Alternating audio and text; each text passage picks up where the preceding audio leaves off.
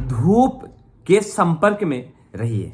सामान्यतः हम में से अधिकांश लोग यह सोचते हैं कि धूप के संपर्क में रहने से हमारा शरीर काला पड़ जाएगा, हमारे चेहरे काला पड़ जाएगा, पर हमें यह भी अंदाजा नहीं हो पाता है कि वह सूर्य की किरणें हमारे लिए कितनी अधिक लाभकारी है, कई तरह की बीमारियों से दूर करवा सकती है। तो आज का हमारा विषय है धूप के संपर्क में रहिए।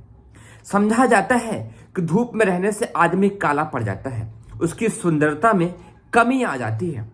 मोटी दृष्टि से इस मान्यता की पुष्टि भी होती है। यूरोप के, अमेरिका के जिन देशों में ठंड अधिक पड़ती है, धूप कम निकलती है, वहाँ के लोग अपेक्षाकृत स्वस्थ और सुंदर होते हैं। इस प्रतिपादन के अनुसार धूप से बचा जाना चाहिए और छांव में रहना चाहिए। संभवतः ऐसी प्रथाओं के कारण पहले कुछ स्त्रियों को धूप से दूर रखा जाता था, पर इसका यह मतलब नहीं होता है कि यह उद्देश्य सही ही थे। समय के साथ पनपी बुराइयों ने इस ओर हमें घसीटा है, लेकिन अब हम समझते हैं सूर्य की किरणों से क्या क्या लाभ मिलते हैं। सूर्य सर्व देशों में फसलें उसी महीने में उगती हैं जिनमें धूप रहती है। शेष महीने में वो अन्न के बिना ही गुजारा करना पड़ता है या फिर इकट्ठा करके रहना पड़ता है। सूर्य के प्रकाश में जो रंगीन तरंगें प्रवाहित होती हैं वे मनुष्य और पशु पक्षियों के महत्वपूर्ण पोषण प्रदान करती हैं। इसका प्रत्यक्ष प्रमाण वृक्ष वनस्पतियों में देखा जा सकता है। जिन स्थानों में छाया अधिक रहता है, धूप का अभाव रहता है, वहां हरियाली उगती ही नहीं है। किसी प्रकार उग भी जाए तो वो बढ़ती फलती नहीं है। जमीन से मिलने वाला खाद पानी जितना आवश्यक है उससे कहीं अधिक धूप की आवश्यकता पड़ती है। बर्फीले प्रदेशों में एक तिनका नहीं पाया जाता, जबकि अधिक गर्मी वाले रेगिस्तान में भी कैक्टस जैसे पौधे बढ़ते फूलते और अपनी सुंदरता के लिए जाने जाते हैं।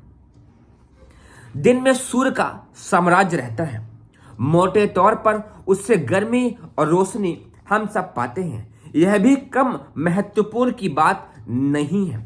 पृथ्वी पर वनस्पतियों का, प्राणियों का अस्तित्व इन्हीं सूर्य की किरणों के कारण ही संभव है। सूर्य से विद्युत तरंगे युक्त प्राण शक्ति उपलब्ध कराते, बढ़ते पकते रहते हैं। सूर्य किरणें जिस स्थान को भी स्पर्श करती हैं उसमें से हानिकारक विषाणुओं को मारकर समाप्त कर देती हैं। साथ ही उस सतह पर जीवन तत्वों का अनुदान भी बिखेर देती हैं। सूर्य की किरणें इसीलिए घर के कमरों में, हॉल में, आप जहां पर रहते हैं आपके चारों ओर पड़नी ही पड़नी चाहिए। इसीलिए पहले के लोग कहते थे हमेशा कमरे और मकान ऐसे बनने चाहिए जहां पर धूप की किरणें स्पर्श करती हों, क्योंकि सूर्य की किरणें जहां पर पहुंचती हैं वहां पर हानिकारक विषाणुओं को मारकर समाप्त कर देती हैं। इतना ही नहीं, उस स्थान पर जीवन तत्वों का अनुदान भी बिखेरती हैं। यही वजह है कि घर में खराब हो रहे अनाजों को धूप देते हैं, बर्तनों को धूप दिखाते हैं, घर के कपड़ों को भी धूप दिखाते हैं। पाप पोंछ से लेकर घर की हर सामग्री को धूप दिखा करके स्वास्थ्य प्रदान करते हैं। धूप से केवल वे वस्तुएं सूख ही नहीं जाती हैं, बल्कि उनमें जीवन तत्वों का भी संचार हो जाता है। विषाणु मर जाते हैं, इसीलिए धूप दिखानी अत्यंत ही आवश्यक हो जाती है। खदानों, धातुओं, कोयला तथा खनिजों में जो विशेषताएं पाई जाती हैं उन्हें सौर किरणों की ही चमत्कार अनुपम समझा जा सकता है। वो सब के सब सूर्य की किरणों से ही अपने अंदर प्रतिभाओं का सामंजस्य झुका पाती हैं। वनस्पतियों की फलियां जो बीज रूप में विकसित होती हैं, धूप के चमत्कार का ही फल समझा जाना चाहिए। अनाज, साग, फलों के ऊपर की परतें सूर्य की किरणों के सीधे संपर्क में आती हैं, इसीलिए उनमें विटामिन डी की मात्रा बहुतायत में देखने को मिलती है। मनुष्य के लिए सौर ऊर्जा इसीलिए अत्यंत आवश्यक है। शरीर को सक्रिय रखने वाला तापमान देखा जाए तो कैलकुलेटर में जाता है, पर वह उपलब्ध तो सूर्य से ही होता है। शीत की अधिकता में ठंड पड़ जाती है और प्राण निकल जाते हैं। आंखों में रोशनी, कानों में श्रवण शक्ति, नासिका में घ्राण क्षमता जननेंद्रिय के कामुक उत्तेजना से लेकर गर्भधारण कराने तक की सामर्थ्य का उद्गम सूर्य की सप्तरंगी किरणें ही हैं। गर्भधारण, आंखों की रोशनी, कानों में श्रवण शक्ति, नासिका में घ्राण शक्ति, जननेंद्रिय में कामुकता, गर्भधारण, ये सब शक्तियां सूर्य से ही आती हैं।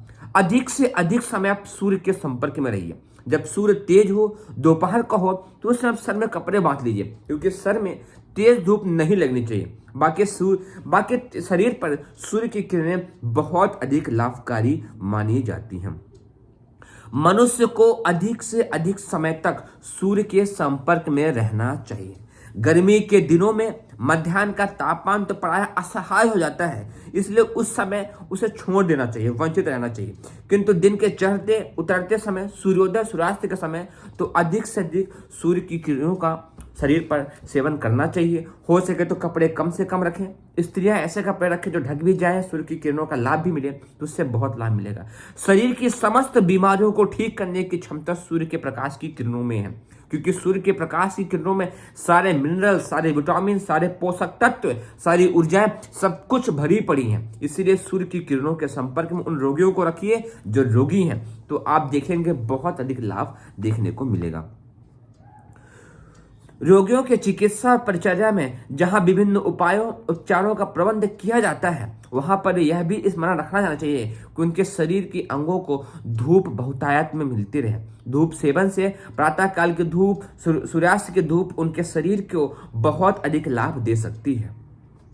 खाद्य पदार्थों की ऊपरी परत सूर्य के संपर्क में रहने के कारण अधिक गुणकारी होती है।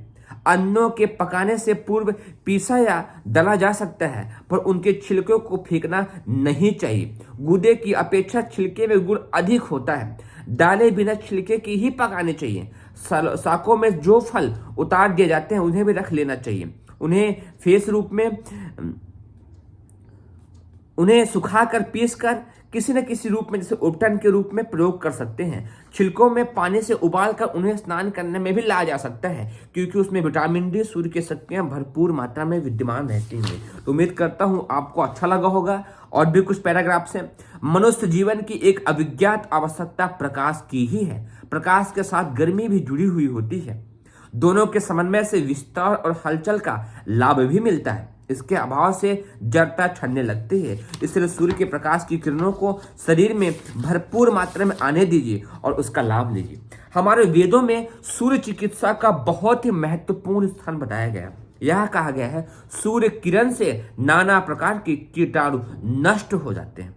वाष्प स्नान से जो लाभ धूप स्नान मिलता है, वही धूप स्नान से भी मिलता है। धूप स्नान से रोमकूप खुल जाते हैं, शरीर से पर्याप्त मात्रा में पसीना निकलता है और शरीर के अंदर दूषित पदार्थ गलकर बाहर निकल जाता है, जिससे स्वास्थ्य सुधर जाता है।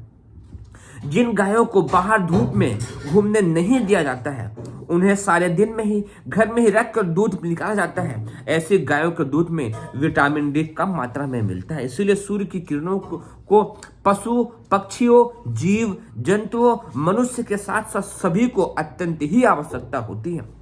अथर्ववेद में सूर्य की किरणों से रोग दूर करने की चर्चा है। वहां पर लिखा है, हे रोगक्रांता व्यक्ति, तेरा हृदय, धड़कन, हृदयाधार आदि रोग, पांडु रोग सूर्य के उदय होने के साथ ही नष्ट हो जाए। सूर्य के लाल रंग वाले उदय काल के सूर्य के उस समय उदय काल से भरपूर भर जाए और तेरे अंदर प्रकाश ऊर्जा भर जाए, ऐसा अथर्ववेद में कहा गया है। ऐसे बहुत सारे श्लोक हैं।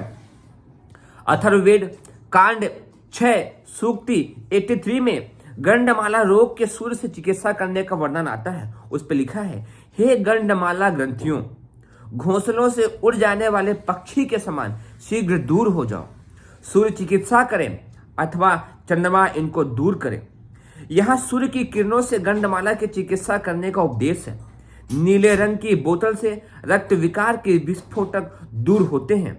इस तरीके से सूर्य के प्रकाश की किरणों में संपर्क में रहने पर आप कई तरह की बीमारियों से दूर हो सकते हैं। सूर्य के प्रकाश की किरणें सभी को लाभकारी हैं। तो आप गायत्री मंत्र पढ़ते हुए भगवान सूर्य देवता का ध्यान करिए।